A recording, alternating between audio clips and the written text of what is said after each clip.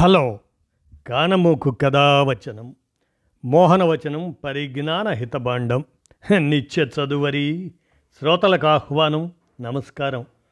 చదవదగునెవరు రాసిన తదుపరి చదివిన వెంటనే మరువక పలువురికి వినిపింపబూనిన అది ఏ పరిజ్ఞాన హితభాండమౌపో మహిళ మోహనవచనమై విరాజిల్లు.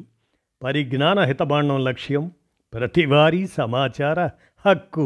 ఆ స్ఫూర్తితోనే ఇప్పుడు హర్షిత్ జాస్తి వారి విరచిత అంశంగా అక్షరాలు వచ్చిన వారు రాయడం చెయ్యండి అనేటువంటి అంశాన్ని ఇప్పుడు మన కానమోకు కథావచనం శ్రోతలకు మీ కానమోకు స్వరంలో వినిపిస్తాను, వినండి.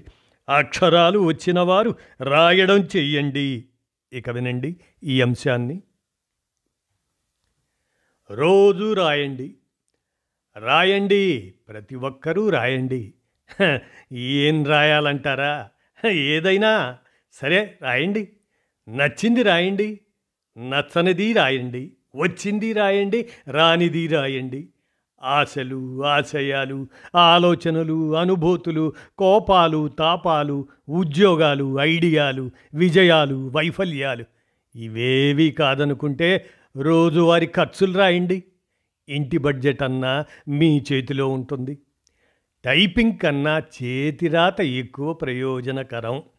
ఇది మెదడులో సంక్లిష్ట అనుసంధానాల్ని ప్రేరేపిస్తుంది, జ్ఞాపక శక్తిని పెంచుతుందని చాలా అధ్యయనాలు తేల్చాయి. భావ వ్యక్తీకరణ, భాషా నైపుణ్యాలు పెరుగుతాయి.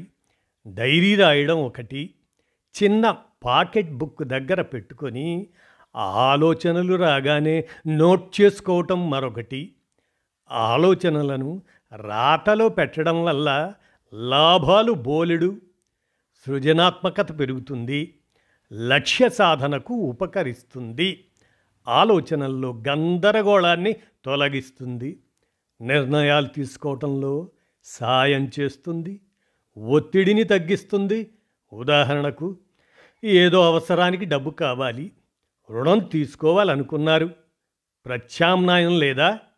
ఒకవేళ తీసుకుంటే ఎప్పటిలోగా ఎలా తీర్చగలం? తీసుకునేది ఎంత, కట్టేది ఎంత? ఇలా రాసుకుంటే ఓ స్పష్టత వస్తుంది.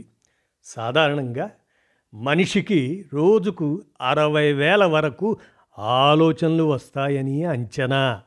వీటిలో 95% నెగిటివ్, 75% వచ్చినవే వస్తుంటాయి. మిగిలినవన్నీ వీటిలో రాసుకోదగినవి ఉండవా? వాటిలో జీవితాన్ని మలుపు తిప్పగలవి ఖచ్చితంగా ఉంటాయి. కానీ కొద్దిసేపట్లోనే అవి మెదడు నుంచి తొలగిపోతాయి. అందుకే వెంటనే రాసి పెట్టుకోవాలి. మహామహులెందరో ఈ రాత అలవాటు ఉన్నవారే. గురుత్వాకర్షణ శక్తిని కనిపెట్టిన సర్ ఐజాక్ న్యూటన్ చిన్న వయసులోనే నోట్స్ రాయడం ప్రారంభించారు. జీవితంలో డజన్ల కొద్దీ నోట్స్ రాశారు ఆయన. స్ఫూర్తికి మరో పేరు థామస్ ఆల్వా ఎడిసన్. టీనేజ్ నుంచే పాకెట్ నోట్బుక్ వాడేవారు ఆయన. అదెప్పుడూ ఆయనతోనే ఉండేది. పరిశీలనలు, పరిశోధనలు, ప్రేరణలు ఇలా అన్నీ రాసుకునేవారు. 1888లో ప్రైవేట్ ఐడియా బుక్ పేరుతో ప్రత్యేక నోట్బుక్ ప్రారంభించారు. ఏమేమి ఆవిష్కరించాలని అనుకుంటున్నారో అందులో రాసుకున్నారు ఆయన. సహచరులకి అలవాటు చేశారు. వీరందరూ రాసినవి 2,500కు పైగా నోట్బుక్స్. ఒక్కొక్కటి 200 నుంచి 250 పేజీల దాకా ఉంటాయి. నోబెల్ గ్రహీత, విఖ్యాత రచయిత ఎర్నెస్ట్ హెమింగ్వే, గాంధీ, నెహ్రూల డైరీల గురించి చెప్పాల్సిన అవసరమే లేదు. Bill gates, Richard Branson, JK Rowling, ఇంకా ఎందరో అంతర్జాతీయ ప్రముఖులు వారి ఆలోచనలను సమావేశాల్లో ఎదుటివారు చెప్పేవి నోట్స్ రాసుకుంటారు. మాకేం వచ్చు, మేమేం రాస్తాం అనుకోకండి. రాయడానికి పెద్ద రచయిత కానక్కర్లేదు, పాండిత్యము అక్కర్లేదు. మీరు రాయాల్సింది మీకోసం, మీ జీవితాన్ని క్రమబద్ధీకరించుకోవటం కోసం, మీ కలల్ని సాకారం చేసుకోవడం కోసం అదన్నమాట.